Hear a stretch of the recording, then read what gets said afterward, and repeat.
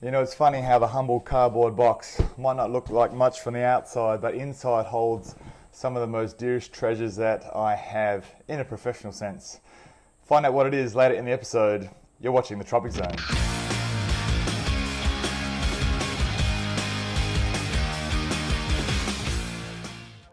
I'm Mello, match it now. I got you. Wait. Oh. Okay, so just a quick story from Perth. We were eating at the pasta and pizza restaurant. We had too much food based on the menu, so there was some left over. About 6 pizzas in all, to be honest. And my brother lived not far away. So I called him up and said, look, yeah, I've got some food if you want it. And he said, yeah, let's do it. And at the dinner table, we were talking about people and their brothers and how much they look alike. And DJ was like, oh, Loughzy, I bet you look like your brothers. And I was like, well, yeah, I do look a bit like your brothers. And then we were going back and forth. And he's like, oh, I got to meet him. What's his name? He's like, I said, oh, Nathan. He's like, oh, man, you guys are going to look so alike. It's going to be so funny. I was like, all right, well, let's do it. So we pulled in. DJ got out with me, starts, like marching up. He couldn't wait to see how close we looked and looked alike. We got in through the gate and about 5 meters in, I had a big box of pizzas. I was the delivery guy. And then all of a sudden, the kids come out of the house and the dog tears around from the backyard and storms through the front. And DJ just gets spooked and he's like, oh crap. And he sprints off and he's trying to get the gate open on the side of the fence. He's like, open. And he opens it, just about jumped over the fence and then sprints off. And I was dying laughing. Everyone in the car that was watching, they all lost it. And he thought it was the end of the story. Now, the other part of it is, they all accuse me of bringing out my phone at every occasion. Oh, Loughzy, put your phone away. Like always recording something, as you know. So anyway, after the game, which we won in Perth, I get this message from my bro who said, oh man, that was so funny when DJ came out and he got scared by the dog and he went tearing off. We've got it all on security footage. Yeah, we got it all on footage. He's like, oh man, this is gold. So DJ, maybe it's a Loughton thing. The cameras are always rolling. We got you, bro.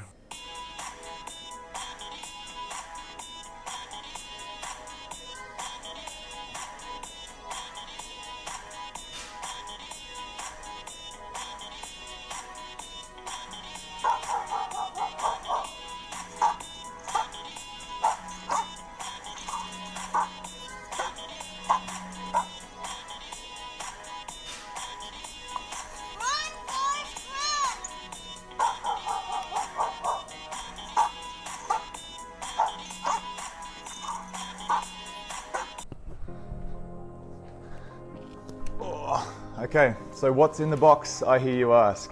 What could it possibly be? Well, if you're LeBron James, they perhaps have some value, but for me, it's all intrinsic value, of course, and they are playing jerseys. Playing jerseys from all throughout the career, not all of them, but these are gold to any athlete. You want to have your playing jersey and frame them up and they all tell a story. Take this one for instance, the throwback, right back to the start where it all began for WA Metro. So making nationals for the state in Western Australia. Under 16s and under 18s we won gold medal. I was a bottom age player, didn't play much. Then the next year we won the gold medal again. So it really meant a lot. That was really the stepping stone, I guess. Under 18s was when I really started to take off a bit and got myself into AIS in Canberra. So that was a good one. Here we go, AIS, here we go. So at the academy in Canberra, where first time living away from home after high school, so at the age of 18. So me, Daniel Kickett, Cam Trigard, all your favourites from the NBL that you've seen throughout these years. We all used to kick it back in the day in a dorm room in a big building block, and a lot of shenanigans went on in Canberra. That was an awesome time in my life back in 2001. Now this is just a training jersey from Old Dominion. 4 years at college, where we did some things. We won our conference championship in my third year. Now my first year there as a rookie, as a freshman, was against UNC, yeah, the Tar Heels, University of North Carolina, where Michael Jordan went to college. They came up to our place at Old Dominion, and it was our first home opener in our brand new stadium that sat 8,600. And the next year was our first game was down there in UNC. Their stadium seats 22,000 people. So you come across things along the way. We played in a tournament in China, and you swap your jersey with one of your mates on one of the other squads, where we hit it off in college in separate teams. Then we met up again on a tour, and like, oh sweet, we'll swap the jerseys. So that's pretty cool. The Wildcats sent a replica jersey, or a throwback one, and on the back is all the names of every player that's played for the club up until that point. So this was really cool. This was pretty cool. I thought it was a really nice gesture. Certainly a lot of names that have represented the Cats over the years, and their proud tradition continues. But this stuff is gold, because these tell the memories, these tell the stories of that year, and it makes me remember all the good times and all the highs, I guess, and the lows, because you remember really specific things. I think this one here, this was a jersey from the 2014-15 season, the away jersey. We got a huge win in Perth to wrap up the semi-finals to head into the grand final. Want to hold on to that one. On the shot clock. Cairns just look like they have a little bit more energy at this point in the game. The offensive structure for Perth looks stagnant down that end, as we see Alex Loughton knock down a big three.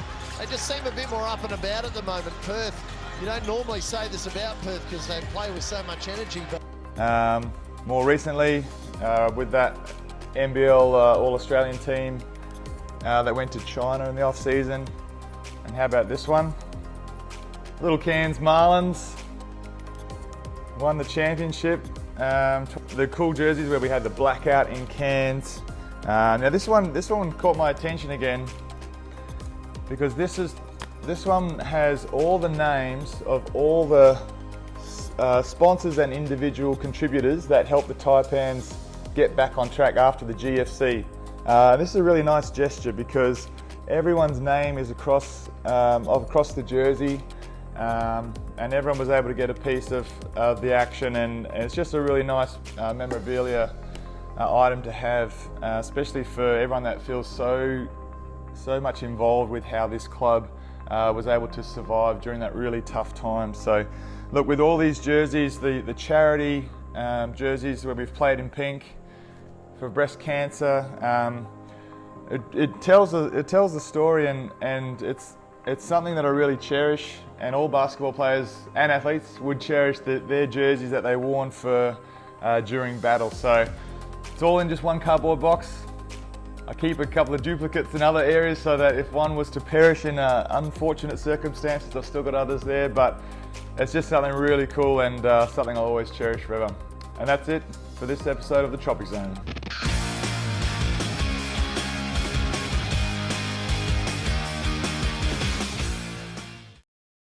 What's this one? Sinclair. Got a Sinclair jersey.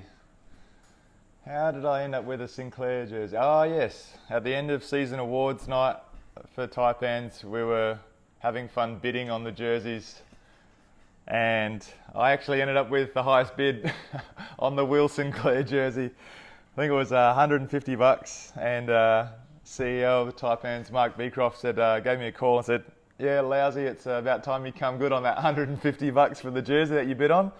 I was like, "Yep, all right, cool. Get to rock a Sinclair jersey." Will, if you're watching, the price starts at $160. Missed one of the episodes? I have archived them all on youtube.com/Loughton40. And I've got playlists of the different years as well as the Christmas specials. Check it out, head to the playlists and enjoy. Don't miss an episode of the Tropic Zone.